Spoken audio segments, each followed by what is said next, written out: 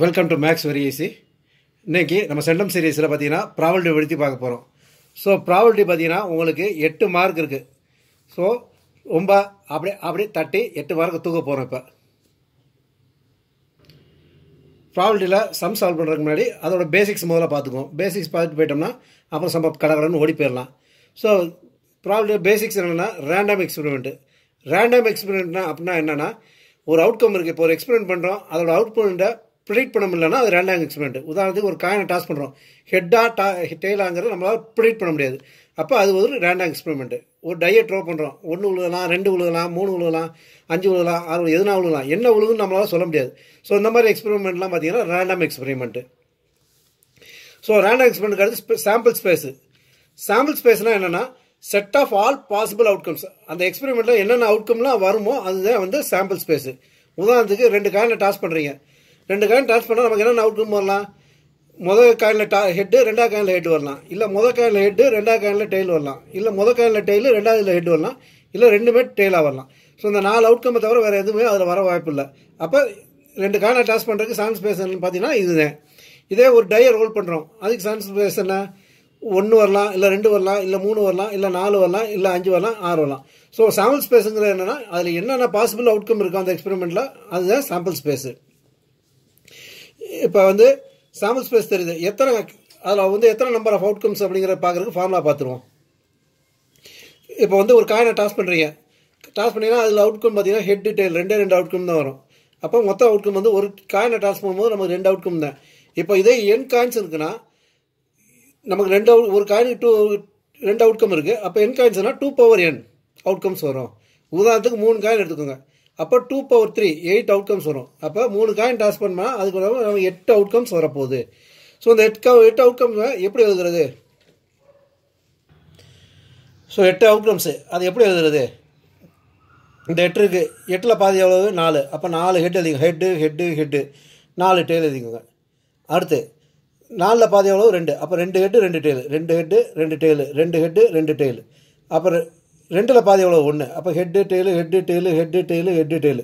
இப்படி எழுதினீங்கன்னா possible outcomes வந்துடும். எழுத தெரிலனா இப்படி எழுதுங்க. நார்மலாக எழுத தெரிஞ்சால் பிரச்சனை இல்லை, எழுத தெரிஞ்சால் தெரிலனா ஷார்ட்கட். இதே எழுது 4 காயின்னா இதே மாதிரி 4 காயினுக்கும் போது 16 வரும். 16னா முதல்ல வந்து 8 ஹெட்டு போடணும், 8 டெய்ல் போடணும். அப்புறம் 4 ஹெட்டு 4 டெய்லு, 4 ஹெட்டு 4 டெய்லு.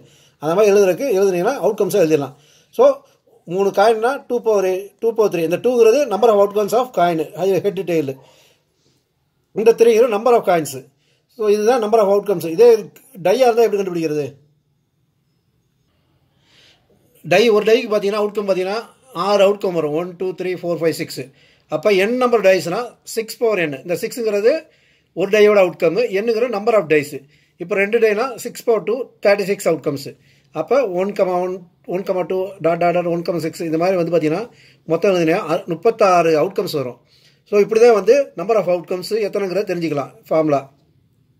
அடுத்து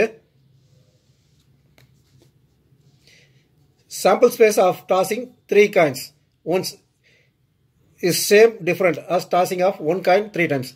இதுக்கு ஆன்சர் என்ன? 3 காயினா ஒரே டைத்தில் டாஸ் பண்ணுறதுக்கும் ஒரு காயினா 3 டைமும் டாஸ் பண்ணுறது, ரெண்டுக்கும் சாம்பிள் ஸ்பேஸ் ஒன்றா டிஃப்ரெண்ட்டா? யாருக்கா ஐடியா இருக்கா? அதாவது ஒரு காயினா 3 தடவை டாஸ் பண்ணுறது, முதல் ஒரு டாஸு, 2வது ஒரு டாஸு, 3வது டாஸு. இல்லைனா கையில் 3 காயின் எடுக்கிறது, 3 டாஸ் பண்ணுறது. ரெண்டுக்கு சாம்பிள் ஸ்பேஸ் ஒன்றா இருக்குமா டிஃப்ரெண்ட்டாக இருக்குமா? இதுக்கு ஆன்சர் பார்த்தீங்கன்னா ஒரே சாம்பிள் ஸ்பேஸாக இருக்கும். ரெண்டுக்கும் வருது இதே. இப்போ நமக்கு பொண்ணு பார்த்தீங்களா அதே சாம்பிள் ஸ்பேஸ் தான் வரும். இப்போ நம்ம 8 எழுதணும் பார்த்தீங்களா, அந்த 8 சாம்பிள் ஸ்பேஸ் தான் வரும். ஸோ ரேண்டம் எக்ஸ்பெரிமெண்ட் பார்த்தாச்சு, சாம்பிள் ஸ்பேஸ் பார்த்தாச்சு. அடுத்து வந்து ஈவெண்ட்டாக என்னது? Any subset of a sample space. Sample ஸ்பேஸில் இருக்க எலிமெண்ட்ஸில் வந்து குறிப்பிட்ட எலிமெண்ட்டை எடுத்தோம்னா அது வந்து ஈவெண்ட்டு. உதாரணத்துக்கு 2 காயின் டாஸ் பண்ணியிருக்கோம், அதோட சாம்பிள் ஸ்பேஸ் பார்த்தீங்கன்னா ஹெட்டு டெய்லு. இப்போ இது ஈவெண்ட் வந்து possibility of getting 1 head and 1 டெய்ல்னு சொன்னோம்னா ஈவெண்ட் வந்து பார்த்தீங்கன்னா HTTH 2 தான் வந்து ஈவெண்ட்டாக வரும். இந்த ஈவெண்ட் பார்த்தீங்கன்னா சாம்பிள் ஸ்பேஸோட சப்செட்டாக தான் இருக்கும். இந்த ஈவெண்ட் வந்து எய்தர் சாம்பிள் ஸ்பேஸோட சப்செட் ஆகும், இல்லை ஈக்குவல் டு சாம்பிள் ஸ்பேஸாக தான் இருக்கும். அதுக்கு மேலே இருக்க வாய்ப்பே கிடையாது. மேக்ஸிமம் வந்து ஈவெண்ட் வந்து பார்த்தீங்கன்னா சாம்பிள் ஸ்பேஸோட சப்செட்டாக தான் இருக்கும். அடுத்த இது வந்து பார்த்தீங்கன்னா ஈக்குவலி லைக்லி ஈவெண்ட்ஸ் அப்படின்னா என்னென்னா ரெண்டு event 2 events R set to be equally likely events. எப்போனா அது ரெண்டும் அக்கர் ஆகிறதுக்கு ப்ராபபிலிட்டி வந்து ஈக்குவலாக இருந்தால் அது வந்து ஈக்குவலி லைக்லி ஈவெண்ட்ஸ். எக்ஸாம்பிள் வந்து ஒரு காயினை டாஸ் பண்ணுறோம், டாஸிங் காயின். ஈவெண்ட் 1 வந்து பார்த்தீங்கன்னா ப்ராபபிலிட்டி ஆஃப் ஹெட், ஈவெண்ட் 2 பார்த்தீங்கன்னா ப்ராபபிலிட்டி ஆஃப் டெய்ல். ஒரு காயினை டாஸ் பண்ணோம்னா ஹெட்டுக்கு என்ன ப்ராபபிலிட்டி 1/2, ஒரு டெய்லுக்கு என்ன ப்ராபபிலிட்டி 1/2. அப்போ ரெண்டுக்கும் ப்ராபபிலிட்டி வந்து ஒன்றா இருக்குது. ஈவெண்ட் 1க்கும் ஈவெண்ட் 2க்கும் ப்ராபபிலிட்டி 1. அப்போ ஈவெண்ட் 1 அண்ட் ஈவெண்ட் 2 வந்து பார்த்தீங்கன்னா ஈக்குவலி லைக்லி ஈவெண்ட்ஸ். அவ்வளோதான் ஈக்குவலி லைக்லி ஈவெண்ட்ஸ்னால் அதான். அடுத்து exhaustive events. They are called exhaustive events if nothing else can be occur beyond them. அதாவது ஒரு சாம்பிள் ஸ்பேஸ் இருக்குது, அதில் ஈவெண்ட் 1 2 3ன்னு இருக்குது. அந்த ஈவெண்ட்டில் யூனியன் எடுத்தோம்னா அந்த யூனியன் எடுத்ததுக்கப்புறம் வந்து பார்த்தீங்கன்னா சாம்பிள் ஸ்பேஸில் இருக்கிறது வந்து எல்லா எலிமெண்ட்டும் வந்துருச்சுன்னா அது வந்து எக்ஸாஸ்டிவ் ஈவெண்ட்ஸு. எக்ஸாம்பிளில் பாருங்கள் புரிஞ்சிடும். உதாரணத்துக்கு பார்த்தீங்கன்னா சாம்பிள் ஸ்பேஸ் வந்து 1 2 3 4 5 6, E1 வந்து 2 3 4, E2 வந்து 1 3 6, E3 வந்து 2 4 6. இப்போ E1 union E2 E1 E3 போட்டிங்கன்னா சாம்பிள் ஸ்பேஸில் உள்ள எலிமெண்ட் எல்லாமே வந்துடும். அப்போ இந்த ஈவெண்ட் எல்லாம் மிங்கிள் பண்ணும்போது, அதாவது யூனியன் பண்ணும்போது சாம்பிள் ஸ்பேஸில் உள்ள எல்லா எலிமெண்ட்டும் வந்துருச்சுன்னா அது எக்ஸாஸ்டிவ் ஈவெண்ட்ஸ். அவ்வளோதான். அதான் இல்லைங்க, யூனியன் ஆஃப் ஈவெண்ட்ஸ் வந்து சாம்பிள் ஸ்பேஸாக இருக்கணும். அப்போ வந்து அது வந்து எக்ஸாஸ்டிவ் ஈவெண்ட்ஸு. அடுத்து mutually exclusive event. 2 events R set to be mutually exclusive. எப்போனா ரெண்டுக்கும் வந்து ஒரே நேரத்தில் நடக்காது. இப்போ 2 ஈவெண்ட் இருக்குது, அது 2 ஒரே நேரத்தில் நடக்கும்னா நடக்காது. அப்படின்னா தான் அது மியூச்சுவலி எக்ஸ்க்ளூசிவ் ஈவெண்ட். உதாரணத்துக்கு ஒரு காயினை டாஸ் பண்ணுறீங்க, ஒன்று ஹெட்டு விழணும் இல்லை டெய்ல் விழணும். ரெண்டுமே ஒரே நேரத்தில் நடக்குமா? ஹெட்டும் டெய்லும் ஒரே நேரத்தில் விழுமா? விழுகாது. அப்போ ஹெட் ஈவெண்ட்டும் டெய்ல் ஈவெண்ட்டும் மியூச்சுவலி எக்ஸ்க்ளூசிவ் ஈவெண்ட்டு ஒரு காயினை டாஸ் பண்ணும்போது. அதுதான் mutually exclusive event. Mutually exclusive ஈவெண்ட்டாக இருந்துச்சுன்னா அந்த ரெண்டு ஈவெண்ட்டோட இன்டர்செக்ஷன் பார்த்தீங்கன்னா நல் செட்டாக தான் இருக்கும். இதுக்கு இன்னொரு பேர் என்னன்னா டிஸ்ஜாயிண்ட் ஈவெண்ட். அதாவது மியூச்சுவலி எக்ஸ்க்ளூசிவ் ஈவெண்ட்டை நம்ம டிஸ்ஜாயிண்ட் ஈவெண்ட்னு சொல்லலாம். ஸோ டிஸ்ஜாயிண்ட் ஈவெண்ட்டில் இப்போ ஏயும் பியும் மியூச்சுவலி எக்ஸ்க்ளூசிவ் ஈவெண்ட்னா ஏ இன்டர்செக்ஷன் பி வந்து நல் செட். ஸோ அதை தான் எழுதியிருக்கேன். ஸோ இது வரைக்கும் வந்து நம்ம ஏற்கனவே பார்த்தலாம் வந்து பேசிக்கு. இப்போ நம்ம சப்ஜெக்டில் கண்டிஷனல் ப்ராபர்ட்டி தான் நம்ம மெயினாக நம்ம சப்ஜெக்ட் வந்து கண்டிஷனல் ப்ராபர்ட்டி தான். ஸோ அதுக்குள்ளே போகிறோம். கண்டிஷனல் ப்ராபர்ட்டி அப்படின்னா இதில் என்னென்னா 2 ஈவெண்ட் இருக்கும். அதில் வந்து பார்த்தீங்கன்னா ஒரு ஈவெண்ட் ஏற்கனவே நடந்திருக்கும். அந்த ஈவெண்ட்டை வச்சு இன்னொரு ஈவெண்ட் நமக்கு தேவைப்படும். அதாவது the property of occurrence of event A given that event B has already occur. இதில் வந்து பார்த்தீங்கன்னா ஈவெண்ட் பி வந்து ஏற்கனவே நடந்திருக்கும். ஈவெண்ட் ஏக்கு ப்ராபர்ட்டி என்னன்னு கேட்டிருப்பாங்க. இதுதான் கண்டிஷனல் ப்ராபர்ட்டி. ஒரு ஈவெண்ட் ஏற்கனவே நடந்திருக்கும், அதை வச்சு இன்னொரு ஈவெண்ட்டுக்கு என்ன கண்டிஷன் அப்படின்னு கேட்பாங்க. இதை எப்படி நம்ம டெவலப் பண்ணுவோம்? P of A/B டெவலப் பண்ணுவோம். இதில் வந்து ஏங்கிற பார்த்தீங்கன்னா இந்த ஏக்கு தான் நம்ம ப்ராபர்ட்டி கண்டுபிடிக்க போகிறோம். இந்த பிங்கிறத பார்த்தீங்கன்னா ஏற்கனவே நடந்திருக்குங்கம்பாங்க. இந்த கண்டிஷனல் ப்ராபர்ட்டிங்கிறோமே, இந்த கண்டிஷனுங்கிற வார்த்தை எங்கேயா கேள்விப்பட்டிருக்கீங்களா? உதாரணத்துக்கு நம்ம வந்து ஒரு பேப்பரில் அட்வர்டைஸ்மெண்ட்டே பார்த்துருப்பீங்க. 50% ஆஃப் 30% ஆஃப்னு போட்டு கடைசியில் மேலே ஒரு ஸ்டார் போட்டு கண்டிஷன் சப்ளைன்னு பாங்க பார்த்தீங்களா? அதுதான் இந்த இதில் ப்ராபர்ட்டி. இந்த கண்டிஷனுக்கு ஏற்றாப்புல இந்த ப்ராபர்ட்டி என்னன்னு கண்டுபிடிக்க போகிறோம். நம்ம வந்து பார்ப்போம், 50%, 20%, 30% போம். கடைசியில் பார்த்தா ஸ்டார் போட்டு கண்டிஷன் அப்ளைன் போட்டு ஒரு ஓரத்தில் வச்சுருப்பாங்க. இது மட்டும் தான் இந்த ஆஃபர், இதெல்லாம் வந்து ஆஃபர் இல்லைன்பாங்க. அது மாதிரி தான் வந்து இந்த கண்டிஷனல் ப்ராபர்ட்டியை பொறுத்த வரைக்கும் இது நடந்தால் இது என்ன நடக்கும், என்ன கேஸுங்கிற கண்டுபிடிக்க போகிறோம். ஸோ இதை நம்ம டெவலப் பண்ணுறது P of A/B டெவலப் பண்ண போகிறோம். இதுக்கு ஃபார்முலா பார்த்தீங்கன்னா ப்ராபர்ட்டி ஆஃப் A/Bனா இதில் வந்து ஏக்கு ப்ராபர்ட்டி ஆஃப் ஏ கண்டுபிடிக்கணும். பி வந்து ஏற்கனவே நடந்துருச்சு. இதுக்கு ஃபார்முலா என்னது? Property of A intersection B divide by இங்கே ஏற்கனவே நடந்ததை விட ப்ராபர்ட்டி இல்லை, ப்ராபர்ட்டி ஆஃப் B. இதே வந்து ஏ ஏற்கனவே நடந்துருச்சு, பி வேணும்னா ப்ராபர்ட்டி ஆஃப் B/A அப்படின்னா மேலே வந்து A இன்டர்செக்ஷன் பினாலும் சரி B இன்டர்செக்ஷன் B ஏனாலும் ஒன்று தான், ரெண்டுமே ஒன்று தான். அதனால் property of A intersection B divide by P of A. So இதுதான் ஃபார்முலா. ஸோ இதை எக்ஸாம்பிள் பார்த்தோம்னா இன்னும் நல்லா புரிஞ்சிடும். ஒரு பேக் இருக்குது, அதில் வந்து 5 பிளாக் பால் இருக்குது, 3 க்ரீன் பால் இருக்குது, 7 எல்லோ பால் இருக்குது. இதில் வந்து பார்த்தீங்கன்னா property of getting 2 green balls அப்படின்னு ஒரு நமக்கு வேணும். 2 க்ரீன் பால் எடுக்கிறதுக்கு என்ன ப்ராபர்ட்டின்னு வேணும். ஸோ வந்து பார்த்தீங்கன்னா இதில் டோட்டல் பால்ஸ் பார்த்தீங்கன்னா 5 + 3 + 7 மொத்தம் 17 பால்ஸ் இருக்குது. 15 பால்ஸ் இருக்குது. 5 + 3 + 7 15 பால்ஸ் இருக்குது. இதில் நமக்கு க்ரீன் பால் வந்து மொத்தம் 3 இருக்குது. ஸோ ஒரு பால் எடுக்கிறதுக்கு என்ன ப்ராபர்ட்டி? க்ரீன் பால் எடுக்கிறதுக்கு 3 க்ரீன் பால் இருக்குது, மொத்தம் பால் 15. அப்போ 3/15 தான் ஃபஸ்ட்டு க்ரீன் பால் எடுக்கிறதுக்கு ப்ராபர்ட்டி. இப்போ 2வது க்ரீன் பால் எடுக்க போகிறோம். அப்போ என்ன கண்டிஷன் வருது? பாலை உள்ளே போட்டுட்டோமா, அதாவது வித் ரீப்ளேஸ்மெண்ட்டா, இல்லை பாலை உள்ளே போடலையா, 2 கண்டிஷன் வருது. அதை வச்சுட்டு 2வது பால் எடுக்க போகிறோம். ஸோ இப்போ பாலை உள்ளே போட்டுட்டோம் அப்படின்னா மறுபடியும் பார்த்தீங்கன்னா மொத்தம் 15 பால் வந்துடும், 3 க்ரீன் பால் இருக்கும். அப்போ ப்ராபர்ட்டி ஆஃப் 2வது க்ரீன் பாலுக்கு பார்த்தீங்கன்னா 3/15 தான் வரும். இப்போ பாலை உள்ளே போடலை அப்படின்னா மொத்த பால் 14,000, க்ரீன் பால் வந்து 2,000. ப்ராபபிலிட்டி ஆஃப் க்ரீன் பால் வந்து பார்த்தீங்கன்னா 2/14. ஸோ இதுதான் கண்டிஷன். இந்த கண்டிஷன் இருந்துச்சுன்னா என்ன கேஸ் இருக்கும் அப்படிங்கிற மாதிரி. வித் ரீப்ளேஸ்மெண்ட் இல்லை வித்தவுட் ரீப்ளேஸ்மெண்ட். அடுத்து இதில் ப்ராப்பர்ட்டிஸ் பார்த்தீங்கன்னா let S be this sample space. S வந்து எஸ்ங்கிறது சாம்பிள் ஸ்பேஸை டெவலப் பண்ணுது. ஏபிஇ அதெல்லாம் வந்து பார்த்தீங்கன்னா events. Probability of sample space bar A equal to probability of A bar A equal to 1. அதாவது சாம்பிள் ஸ்பேஸுக்கு பார் ஏ அப்படின்னா ஏ ஏற்கனவே நடந்துருச்சு, அதுக்கு சாம்பிள் ஸ்பேஸ் ஈவெண்ட் பார்த்தீங்கன்னா 1 தான். ஏ பை ஏ இல்லை பி பை பி இல்லை இ பை பி எது வந்தாலும் அதோட ப்ராபபிலிட்டி வந்து 1.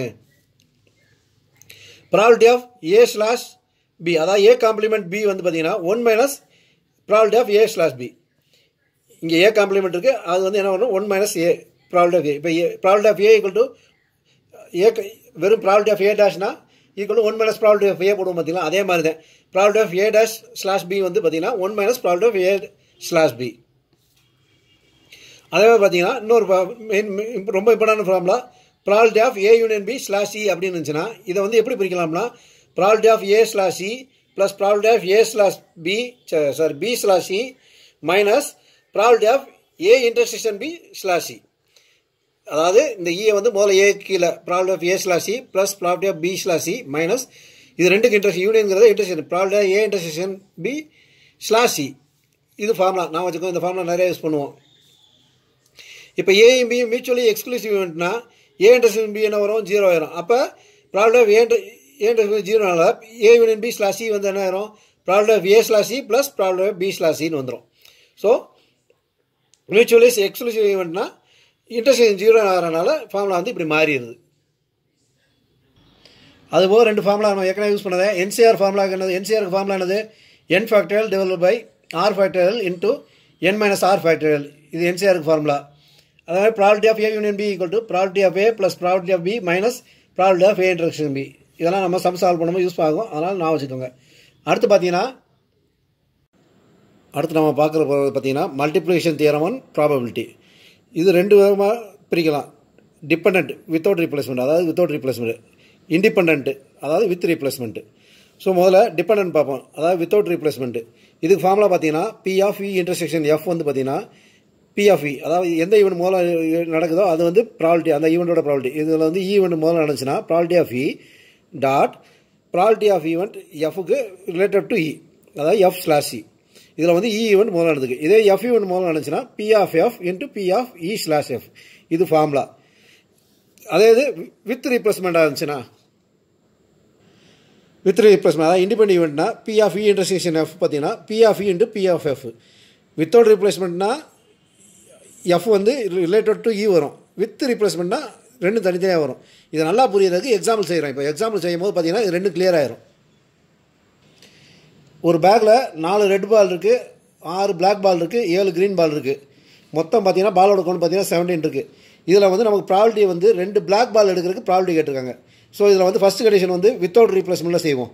வித்தவுட் ரீப்ளேஸ்மெண்ட் போது மொதல் பால் எடுக்கிறதுக்கு வந்து பார்த்தீங்கன்னா 17 பால் இருக்குது, அதில் 6 பிளாக் பால் இருக்குது. அப்போ 6 பிளாக் பால் வந்து 17 பால், அதாவது 17 பால் 6 பிளாக் பால் வந்து எடுக்கும்போது நமக்கு பிளாக் பால் எடுக்கிற ப்ராபபிலிட்டி வந்து 6/17 வந்துடும். வித்தவுட் ரீப்ளேஸ்மெண்ட்னால வந்து இந்த எடுத்ததுக்கப்புறம் நமக்கு என்ன ஆகுது, ஒரு பால் குறைஞ்சிது, ஒரு பிளாக் பாலில் 1 குறைஞ்சிருது.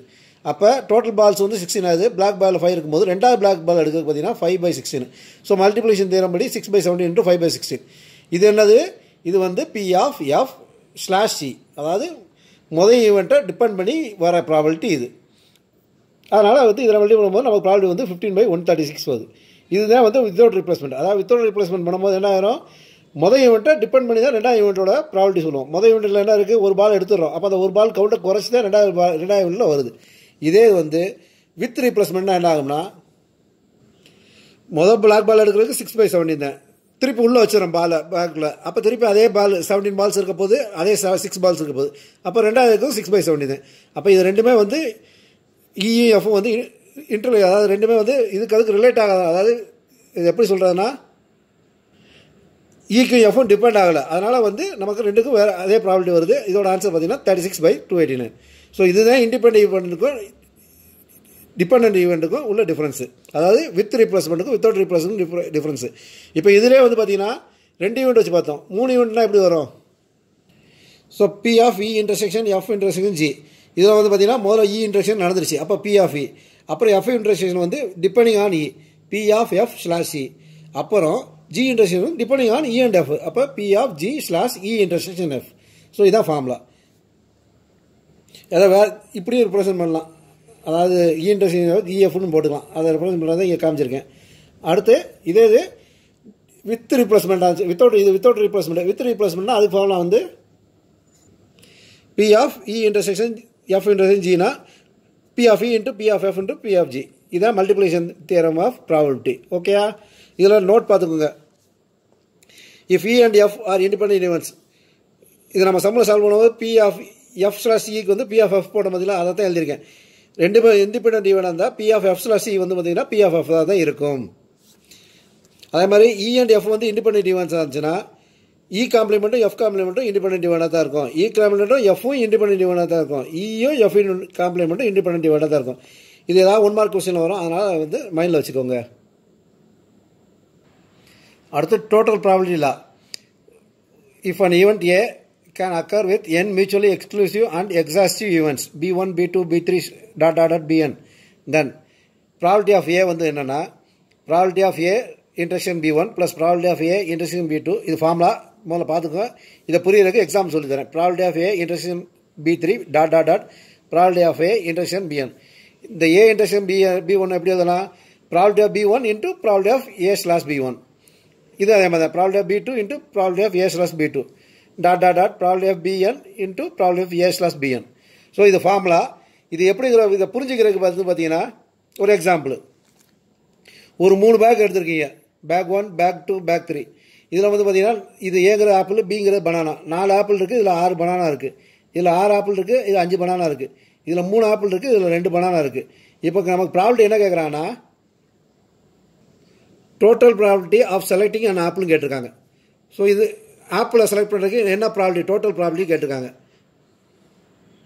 ஸோ நமக்கு என்னென்னா ஒன்று ஆப்பிள் இந்த பேக்லேருந்து செலக்ட் பண்ணலாம், இல்லைன்னா ஆர் இந்த பேக்கு, ஆர் இந்த பேக்கு.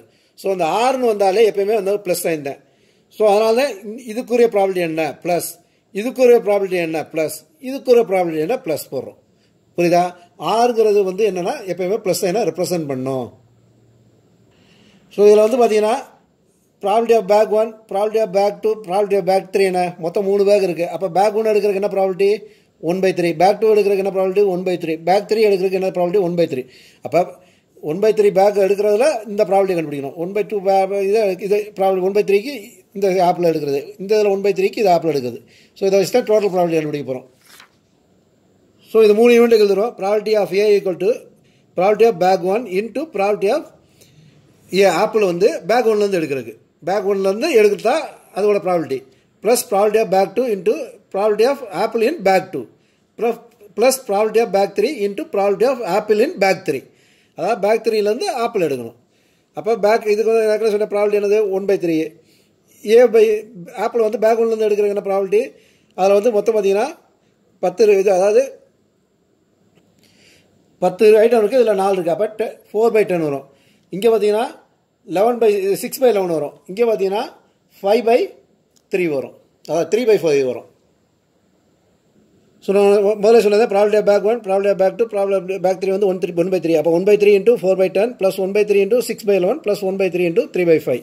ஸோ இதுதான் நமக்கு ஆப்பிள் கிடைக்கிறதுக்கு ப்ராபபிலிட்டி.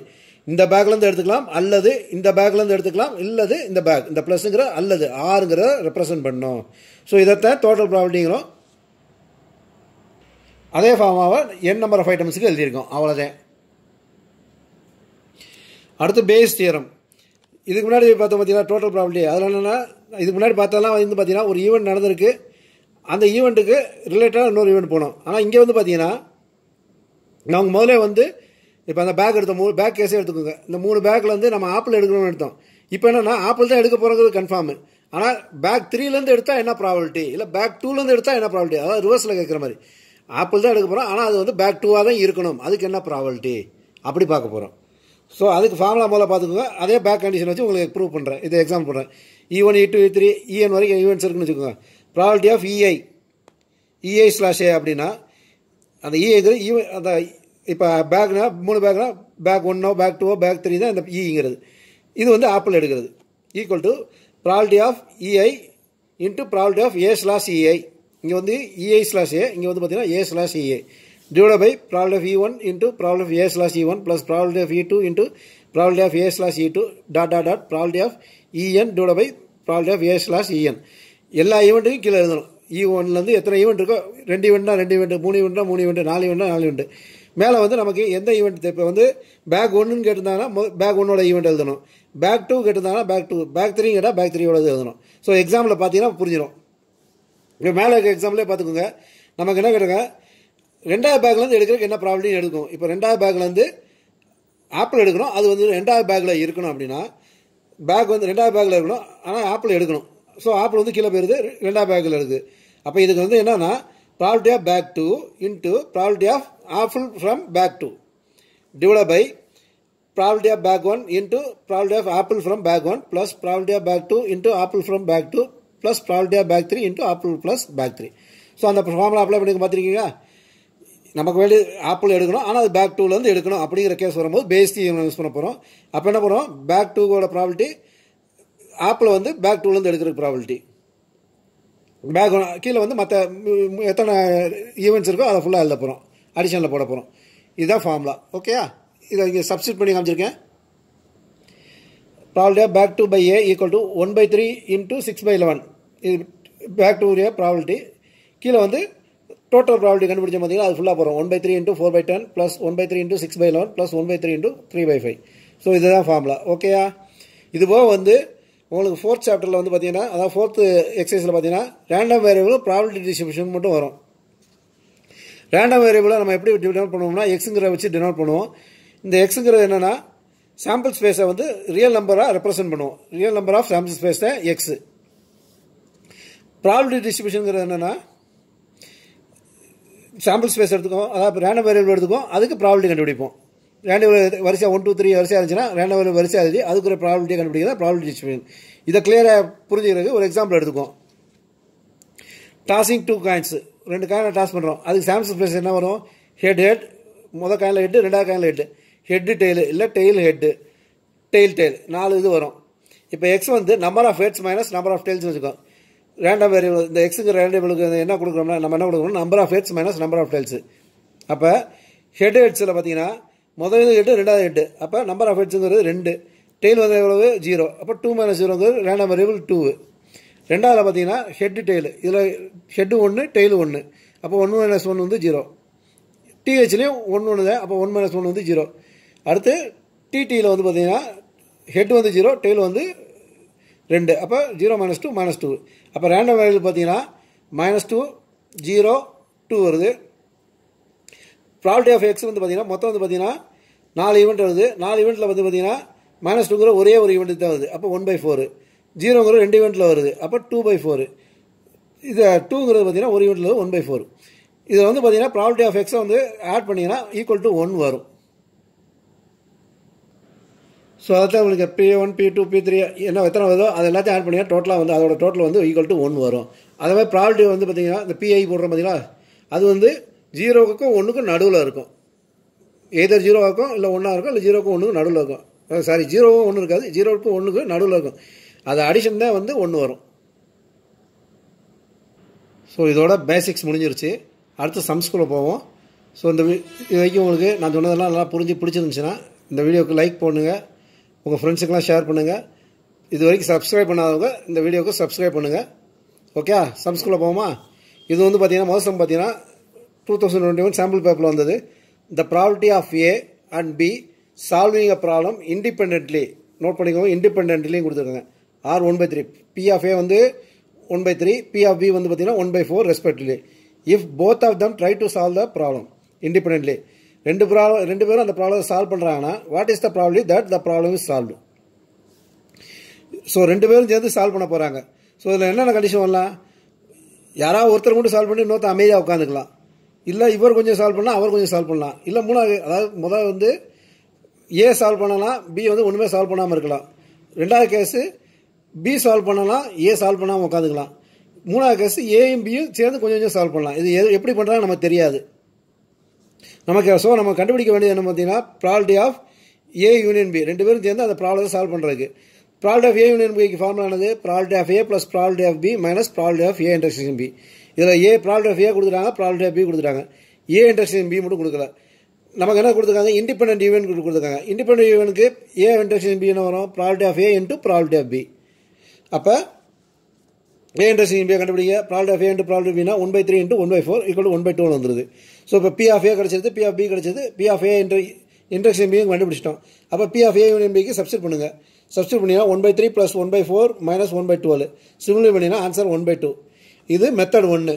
இதே இன்னொரு மெத்தட்லையும் சால்வ் பண்ணலாம். நம்ம கேட்டது ப்ராபபிலிட்டி ஆஃப் ப்ராப்ளம் சால்வ்டு. அது வந்து என்னது 1 - problem unsolved. Probability of problem solve பண்ணாமல் இருக்க ப்ராபபிலிட்டியை மைனஸ் பண்ணாலும் முடிஞ்சிடும். இதில் வந்து அன்சால்வ் ஆகுதுன்னா ஏடேஸ்ங்கிறது ஏ காம்ப்ளிமெண்ட். அதாவது சால்வ் பண்ணுறது வந்து ப்ராபபிலிட்டி வந்து 1/3னா அன்சால்வுக்கு வந்து ப்ராபபிலிட்டி வந்து 2/3. ப்ராபபிலிட்டி ஆஃப் பி டேஷ் வந்து பார்த்தீங்கன்னா 3/4. 1 - தான் 1 - ஏ போட்டிங்கன்னா பி ஆஃப் ஏ டேஷ் வந்துடும். 1 - பி போட்டிங்கன்னா பி ஆஃப் பி டேஷ் வந்துடும். இப்போ probability of both problem solve வந்து 1 - ப்ராபபிலிட்டி ஆஃப் அன்சால்வுக்கு வந்து இது ரெண்டு மல்டிபிள் பண்ணால் அன்சால்வ் ஆகுது. P of A dash into P of B dash.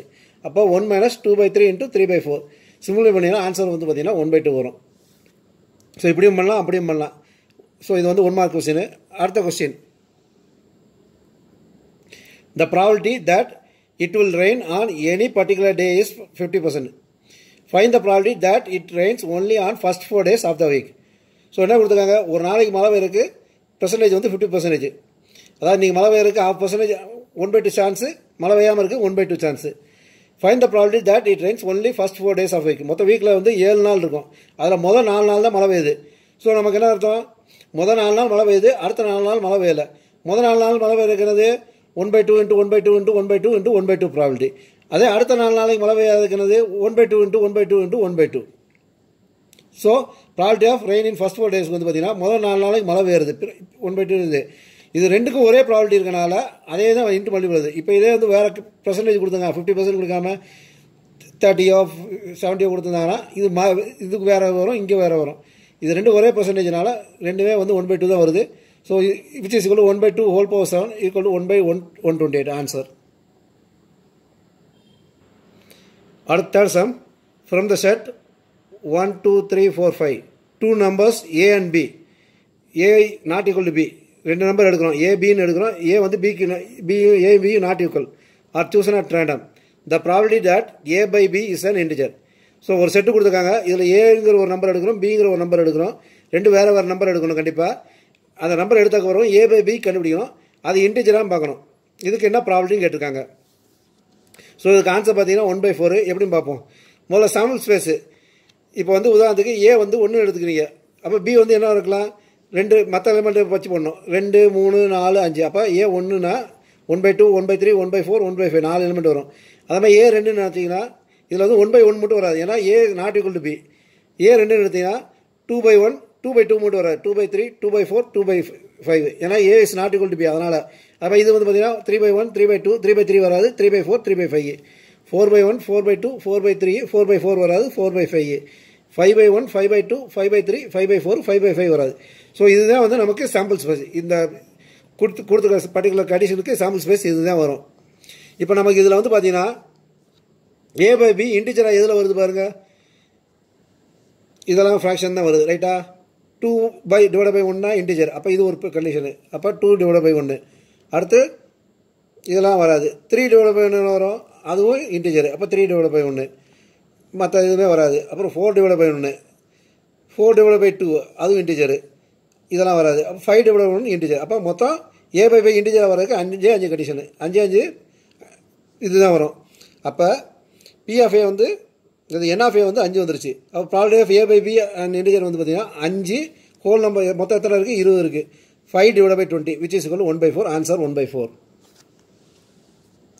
அடுத்து fourth sum, a bag contains 3 white 4 black and 2 red balls. If 2 balls are drawn at random without replacement, பார்த்துக்கோங்க, without replacement, then the probability that both the balls are white is.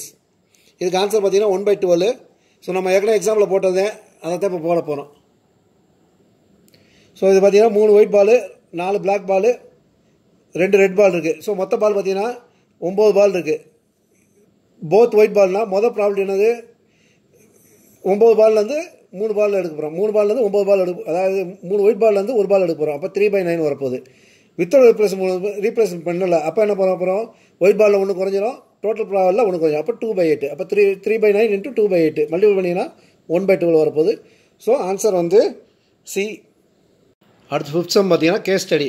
So இந்த இடம் வந்து நம்ம case ஸ்டடிங்கிற ஒரு இது வரப்போகுது. Case ஸ்டடிங்கிறது ரொம்ப கஷ்டமெல்லாம் கிடையாது. இங்கிலீஷில் படிச்சிருப்பீங்க பார்த்தீங்கன்னா, காம்ப்ரிஹென்ஷன் ஒரு பேசேஜ் கொடுத்துருப்பாங்க. அந்த பேசேஜ்லேருந்து கொஸ்டின்ஸ் எழுத சொல்லுவாங்க. 6 கொஸ்டின் 5 கொஸ்டின் கேட்பாங்க. அந்த பேசேஜ்லேருந்து அந்த ஆன்சர் இருக்கும், தேடி எழுதுவோம். அதே மாதிரி தான் மேக்ஸில் கேஸ் ஸ்டடி. இந்த பேராகிராஃப் கொடுத்துருப்பாங்க, இதில் இருக்க டேட்டாஸை நீங்கள் எடுத்து எழுதிட்டீங்கன்னா இது கீழே கொடுக்குற கொஸ்டின்லாம் ஆன்சர் பண்ணிடலாம். அவ்வளோதான், ரொம்ப ரொம்ப சிம்பிள். அதனால் பேரா பார்த்தோன்னா ஐயோ கேஸ் ஸ்டடியான்னு சொல்லி யோசிக்காதீங்க. ரொம்ப சிம்பிளாக வந்து கேஸ் ஸ்டடியில் மார்க் எடுத்துகிட்டு போயிடலாம். இன் அன் ஆஃபீஸ் 3 எம்ப்ளாயீஸ், 3 பேர் வேலை பார்க்குறாங்க. Vinay, Sonia and Iqbal. Process incoming copies of a certain form. Vinay process 50% of form. வர ஃபார்மில் 50% வந்து வினய் ப்ராசஸ் பண்ணுறாப்புல. Sonia process 20% and Iqbal process 30% of the form. Vinay has an error rate of, வினயோட எரர் அக்யூரசி ரேட், அதாவது எரர் ரேட் பார்த்தீங்கன்னா 0.06. சோனியாவோட ரேட் பார்த்தீங்கன்னா 0.04. இக்பாலோட ரேட் பார்த்தீங்கன்னா 0.03. ஸோ இதான் கொடுத்துருக்க சம்மு. ஸோ கொடுத்துருக்க எடுத்து முதல்ல எழுதுவோம். ப்ராபபிலிட்டி ஆஃப் வினய் வந்து பார்த்தீங்கன்னா 50%, அப்போ 50/100. ப்ராபபிலிட்டி ஆஃப் சோனியா பார்த்தீங்கன்னா 20/100. ப்ராபபிலிட்டி ஆஃப் இக்பால் பார்த்தீங்கன்னா 30/100. இது அப்படியே வச்சுக்கோங்க, டிவைட்லாம் பண்ண வேண்டாம், அதாவது சிம்பிளிஃபை பண்ண வேண்டாம், அப்படியே வச்சுக்கோங்க. அப்புறம் வினய் ப்ராசஸ் பண்ணுறதுல எரருக்கு percentage. Probability of E/V, error வருது வினய் ப்ராசஸ் பண்ணுற ஃபார்மில் எரர் வரதுக்கு பெர்சன்டேஜ் 0.06. 0.06 என்ன எழுதலாம்? 6/100 எழுதலாம்.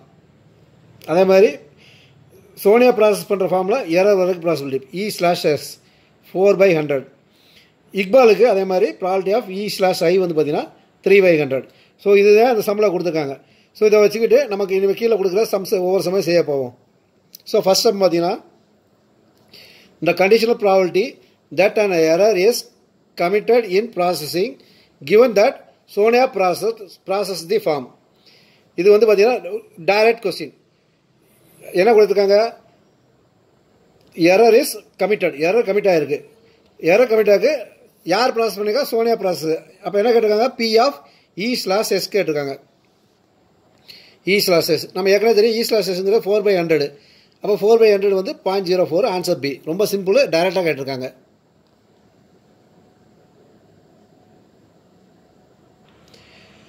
ரெண்டாவது கொஸ்டின் அதிலே பார்த்தீங்கன்னா, the probability that Sonia process the form and committed an error. So அவள் ப்ராசஸ் பண்ணுறதுக்கு என்ன probability? P/S. Committed an P/E/S. அப்போ என்ன கேட்டிருக்காங்க?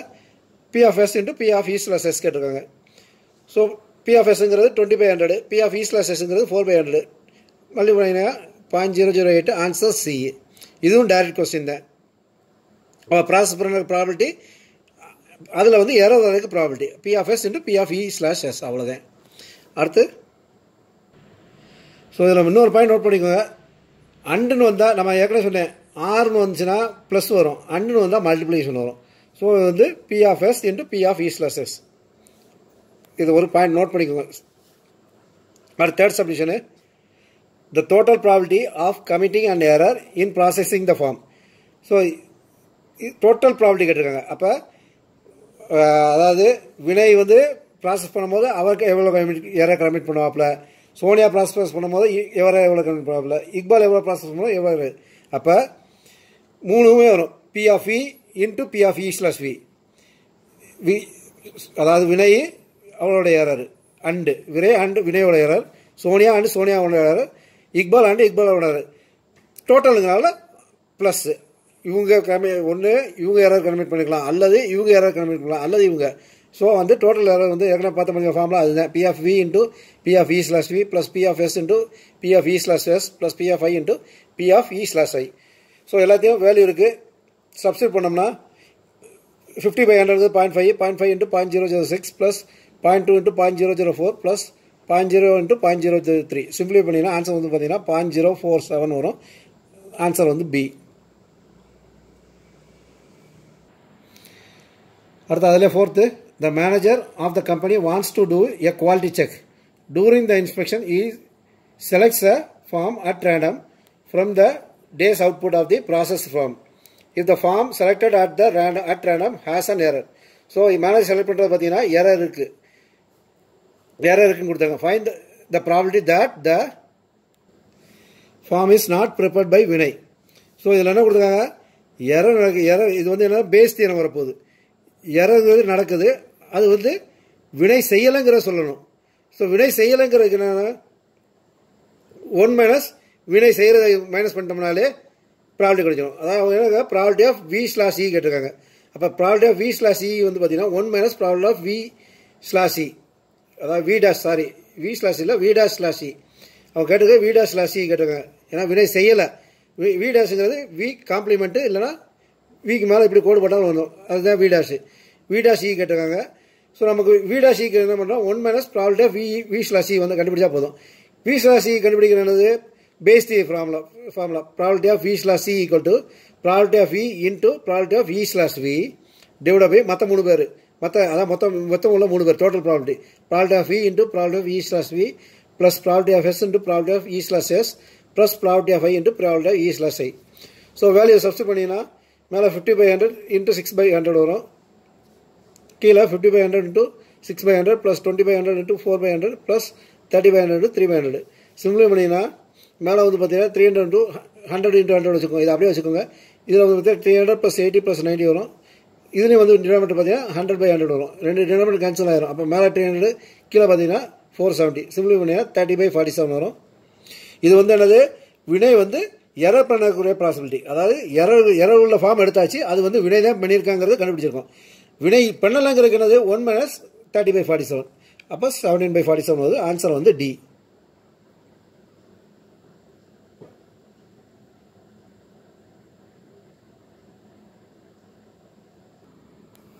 அடுத்து அதில் 5th சப்டிஷன், let A be the event of committing an error. So A என்ன கொடுத்துருக்காங்க, எரர் கமிட் பண்ணுறதுக்கு கொடுத்துருக்காங்க in processing the form. And let E1, E2 and E3 be the events that Vinay, Sonia and Iqbal process the form. The value of sigma I equal to 1 to 3 P of EI/A is. So இதில் வந்து பார்த்தீங்கன்னா answer வந்து D equal to 1. So முதல்ல sigma I equal to 1 to 3 P of EI/Aங்கிறது என்ன எழுதுவோம், I equal to 1 போட்டோம்னா P of E1 by A plus P of E2 by A plus P of E3 by A. So இதுதான் கொடுத்துருக்காங்க. இதை explain பண்ணும்போது ஐக்கு 1 போடும்போது இது, ஐக்கு 2 போடும்போது இது வருது, ஐக்கு 3 போடும்போது இது வருது. இப்போ இது என்னது, E1ங்கிறது என்னது, ஈவெண்ட்ஸ் தட், இதில் பாருங்கள், let E1 be the events that வினை ப்ராசஸ் த ஃபார்ம். அப்போ வினை பை E1ங்கிறது நமக்கு ஏற்கனவே வந்து V தெரியும், வினை பை ஏங்கிறது எரரு E ப்ளஸ் E2ங்கிறது சோனியா பை ஏங்கிறது error E plus P of Iqbal by error. இது ஏ வந்து E எதுக்கு மாத்திரம்னா, நம்ம ஏற்கனவே in terms of V and Eல தான் நம்ம பார்த்துட்டு இருக்கோம் செம்ம, அதனால் அதை மாத்திரம் இதுலேயே போய்க்கலாம். ஆனால் வந்து நம்ம இது எதுக்கு மாத்திரம்னா, நம்ம ஏற்கனவே வினை தான் வச்சுருக்கோம், ஏக்கு போல எரர் E தான் வச்சுருக்கோம், அதனால் இந்த டேர்ம்ஸாக மாத்திரம் கொடுத்துருக்க வந்து இது தான் கொடுத்துருக்காங்க. ஸோ இப்போ என்னது, P ஆஃப் E/E என்னது, எரர் ஆயிடுச்சு, ஆனால் வந்து வினை பண்ணியிருக்கான் அப்படின்னா பேஸ் தியரம் தான். P of E into P of E/V divided by total probability P of E into P of E/V plus P of S into P of E/S plus P of I into P of E/I plus அதான் P of S/E னா இதுவும் base theorem.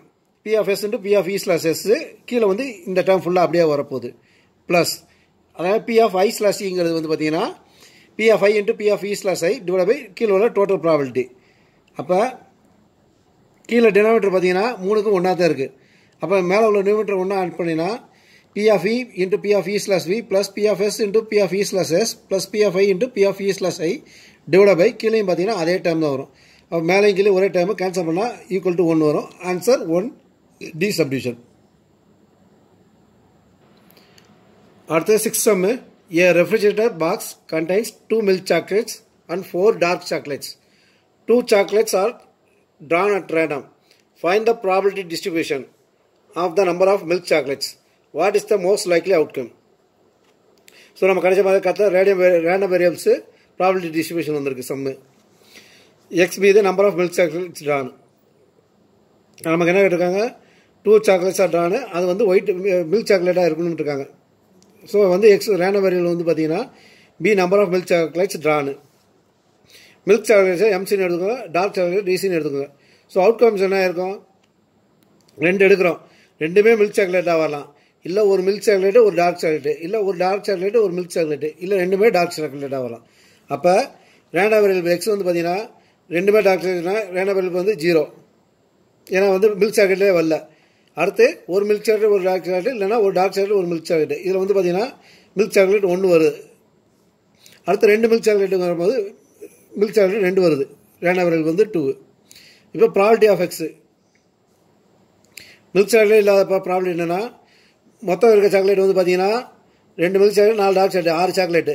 அப்போ 6ல் வந்து dark chocolate தான் எடுக்கணும். அப்போ முதல்ல டார்க் சாக்லேட் எடுக்கிறதுக்கு 4/6, ரெண்டாவது எடுக்கிற டார்க் சாக்லேட் போது இதில் ஒன்று குறைஞ்சிடும் 3, இதுலேயும் ஒன்று கொஞ்சம் 3/5. அப்போ டோட்டல் ப்ராபர்ட்டி 4/6 × 3/5 = 2/30.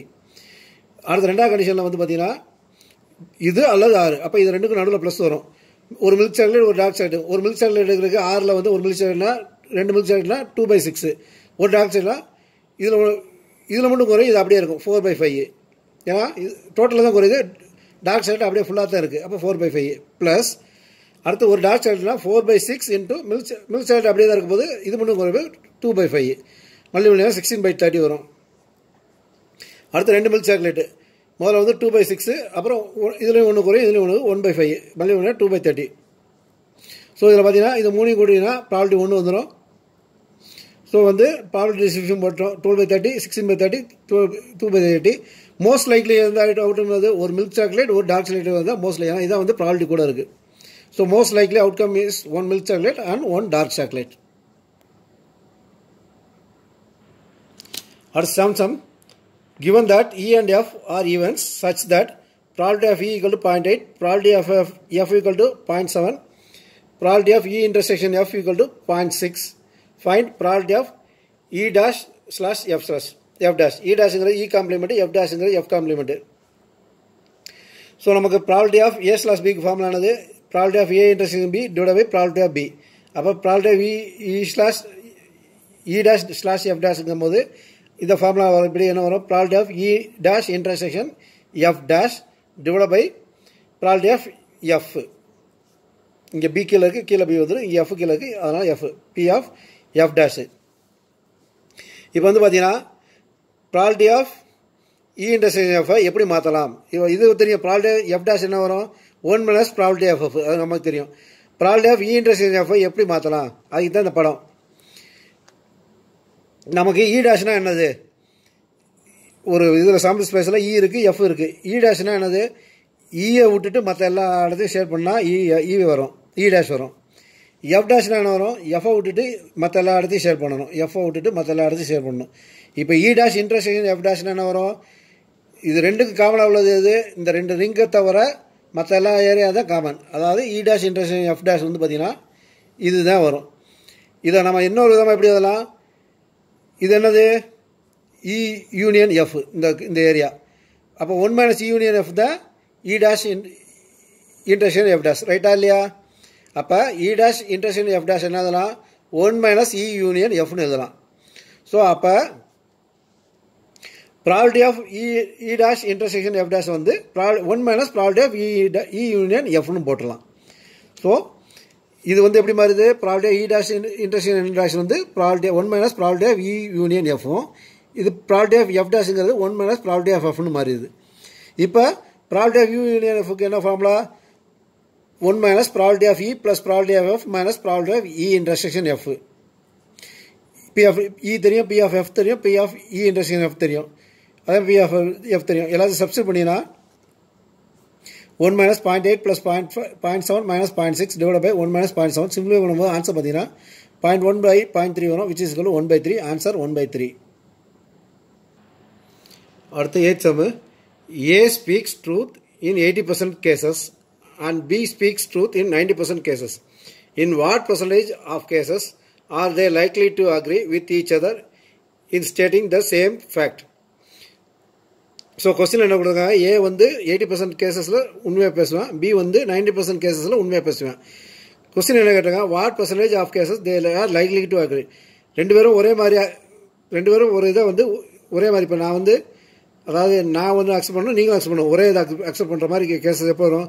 ஒன்று 2 பேரும் உண்மையை சொல்லணும், இல்லை 2 பேரும் பொய் சொல்லணும். அப்போ தான் 2 பேரும் வந்து அதை அக்செப்ட் பண்ணுற மாதிரி இருக்கும். அப்போ முதல்ல வந்து probability of A speaks to P of A வந்து பார்த்தீங்கன்னா 80/100 8/10 வந்துடும். பிக்கு வந்து 90/100 9/10.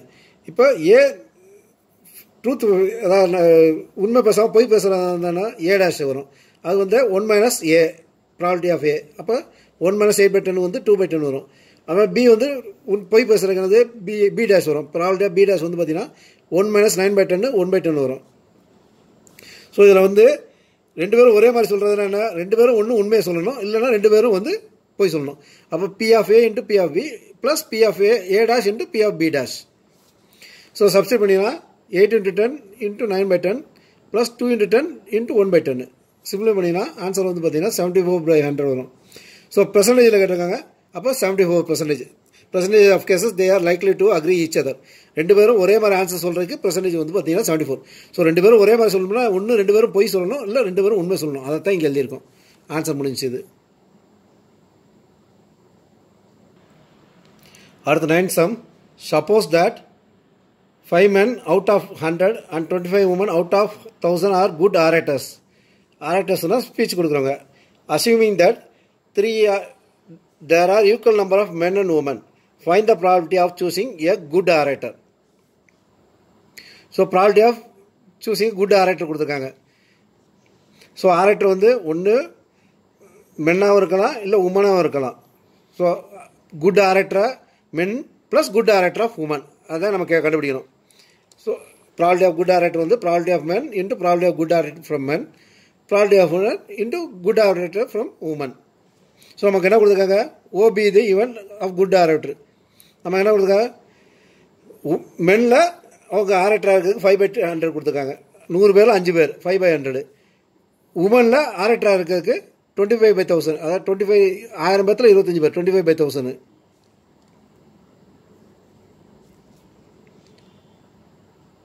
அதே மாதிரி total number of mens and women are equal. அப்போ ப்ராபபிலிட்டி வந்து ப்ராபபிலிட்டி ஆஃப் எம்மும் ப்ராபபிலிட்டி ஆஃப் உமனும் பார்த்தீங்கன்னா 1/2 ஈக்குவல்னால 1/2 1/2.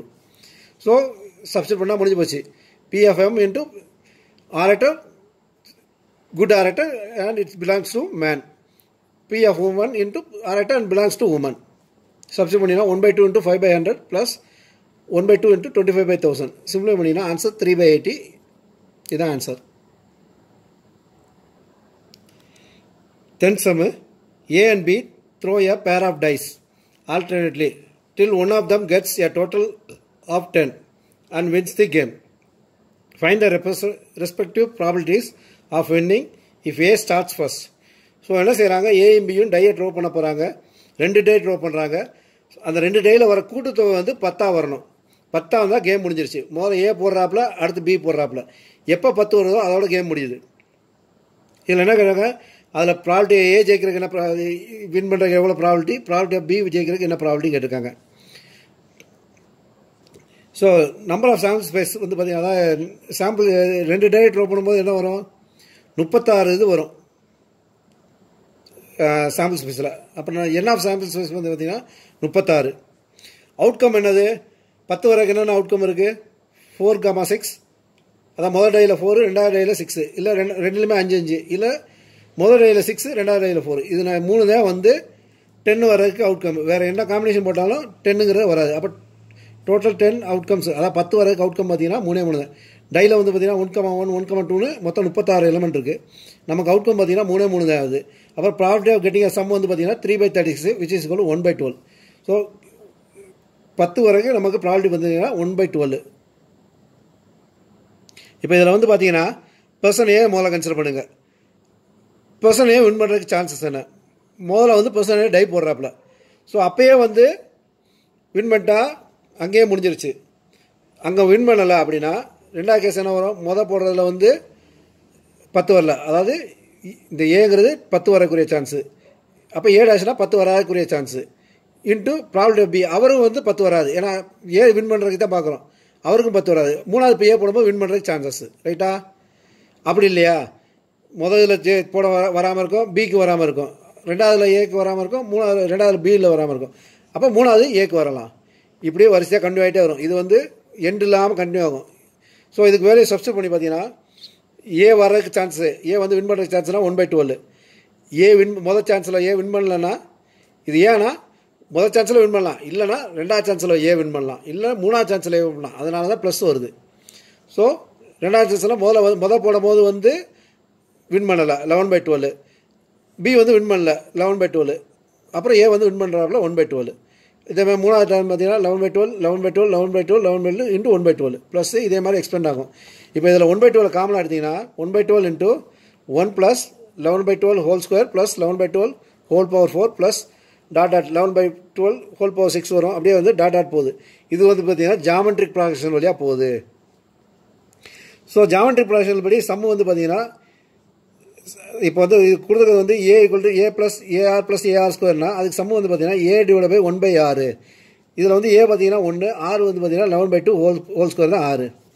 அப்போ கொடுத்துருக்கிற சம்மு பார்த்தீங்கன்னா 1/12 அப்படியே வெளியே இருக்குது, அதை காமனாக வச்சுட்டு ஏ வந்து 1 டிவைட் பை 1 மைனஸ் ஆருக்கு பதிலாக 11/12 ஹோல் ஸ்கொயரு. இதை எக்ஸ்பேண்ட் பண்ணிங்கன்னா 11 ஸ்கொயருங்கிறது 121, 12 ஸ்கொயர் 144. அப்போ 1/12 இன்ட்டு 1/1 மைனஸ் 121 டிவைட் பை 144. எல்சியம் எடுத்திங்கன்னா மேலே 1 அப்படியே இருக்கும். 144 மைனஸ் 121 டிவைட் பை 144. இந்த 144 மேலே போயிடும், கீழே வந்து 23 வரும். அப்போ 1/12 இன்ட்டு 144 டிவைட் பை 23 வரும். சிம்பிளிஃபை பண்ணிங்கன்னா 12/23. அப்போ ப்ராபர்ட்டி ஆஃப் ஏ வந்து ஜெயிக்கிறதுக்கு 12/23. ஏ ஜெயிக்கலன்னா பி ஜெயிக்க போகுது. அப்போ 1 மைனஸ் 12/23 வந்து பார்த்தீங்கன்னா 11/23 வரப்போகுது. பி ஜெயிக்கிறக்கூடிய ப்ராபர்ட்டி பார்த்தீங்கன்னா 11/23. அடுத்த லம்ப் சம் பார்த்தீங்கன்னா there are 3 coins, one is 2-headed coins. 2-headedனா ரெண்டு சைடும் ஹெட்டு, டெய்லே இருக்காது.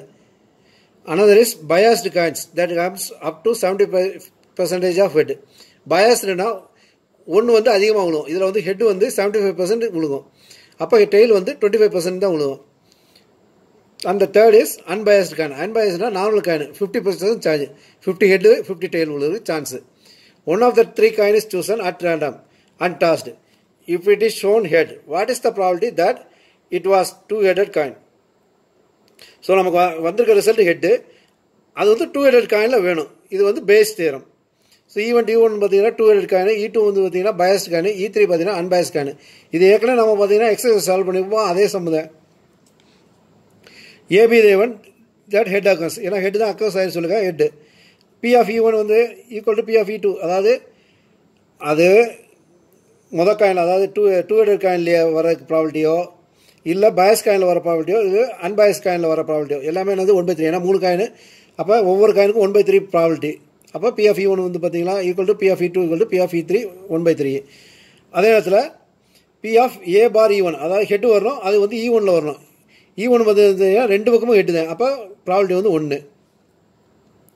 அதே மாதிரி ரெண்டாவதுல வந்து பார்த்தீங்கன்னா 70% வந்து ஹெட்டு, அப்போ 75/100 ஈக்குவல் டு 3/4.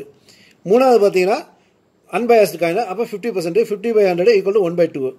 இப்போ நமக்கு என்ன கேட்டிருக்காங்க, ஹெட்டு வந்திருக்கு, ஆனால் வந்து அது எதில் வந்திருக்கு 2-headed காயின். அப்போ பி ஆஃப் E1/A கேட்டிருக்காங்க.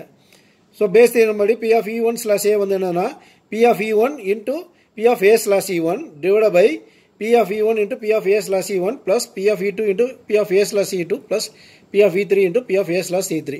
So value substitute பண்ணுங்க. So P of E1 by A வந்து பார்த்தீங்கன்னா 1/3 into 1 divided by 1/3 into 1 plus 1/3 into 3/4 plus 1/3 into 1/2. Simplify பண்ணீங்கன்னா இந்த ஸ்டெப்பு கடைசியில் ஆன்சர் பார்த்தீங்கன்னா 4/9 வரும். இதுதான் ஆன்சர். ஸோ ப்ராபபிலிட்டியை சம்மெல்லாம் போட்டாச்சு. இன்னும் வந்து நம்ம மிஸ்லஸ் எக்ஸ்லாம் ஒர்க் பண்ணிடலாம், ரொம்ப ஈஸியாக இருக்கும். தட்டுங்க, தூக்குங்க, மார்க் அள்ளுங்க. தேங்க்யூ.